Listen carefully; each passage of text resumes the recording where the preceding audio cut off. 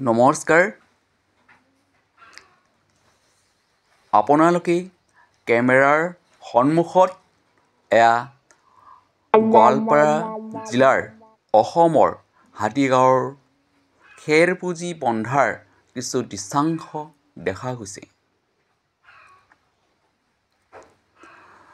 আমাৰ গাঁৱলীয়া মানুহে কৃষকসকলে যেতিয়া খেতি পথাৰৰ পৰা চপাই আনি মৰণা মৰাৰ কাম শেষ হয় তেতিয়া এনেধৰণে খেৰপুঁজি বন্ধা হয় আৰু এই খেৰপুঁজি বন্ধা কাৰ্যখিনি অকলে নোৱাৰাৰ কাৰণে গাঁৱৰ মানুহক কেইজনমানক মাতি আনি এনেধৰণে বন্ধা হয় আৰু এই খেৰ বাৰিষা আহিলে গৰুক খাবলৈ দিয়া হয়। কিছুমানে গৰুক দানা হিচাপেও ব্যৱহাৰ কৰি খাবলৈ দিয়া হয় আৰু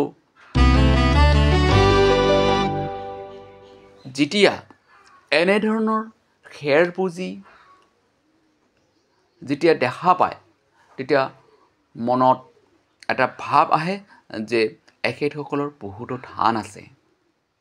ধান নেদেখিলেও খেৰপুঁজি দেখি অনুমান কৰা হয় যে তেখেতসকলৰ যথেষ্ট ধন সম্পত্তি আছে।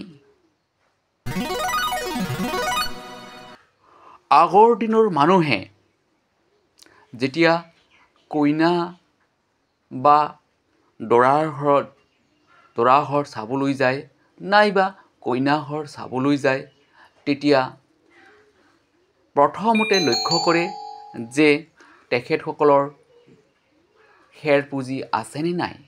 যেতিয়া খেৰপুঁজি দুটা তিনিটা দেখা পায় তেতিয়া তেখেতসকলে ভাবি লয় যে এখেতসকলৰ যথেষ্ট ধন ধান আছে আৰু এখেতসকলক আমি কইনা নাইবা দৰা উপযুক্ত বিয়াত দিয়াটো আমাৰ নিশ্চিন্ত হ'ব বুলি ভাবি লয়।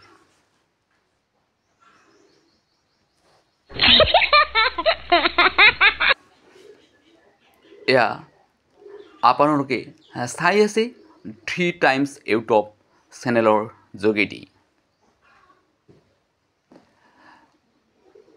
যেতিয়া খেৰপুঁজি বন্ধা শেষ হয় তেতিয়া গৃহস্থই মৰমতে এনেধৰণে সকলোকে মিলি মদ খাবলৈ দিয়ে, কিছুমানক চাহ দিয়ে আৰু মদেৰে চাটনিও দিয়া হয়। এনেধৰণে সকলোৱে মিলি খেৰপুঁজি বন্ধাৰ কাৰ্য শেষ কৰা হয়। মোৰ ভিডিঅ'টি ভাল পালে আপোনালোকে ছাবস্ক্ৰাইব কৰিবলৈ নাপাহৰিব। সকলোকে আন্তৰিক আৰু অভিনন্দন জনাই আজিলৈ ইমানতে আহিছোঁ। জয় হিন্দ।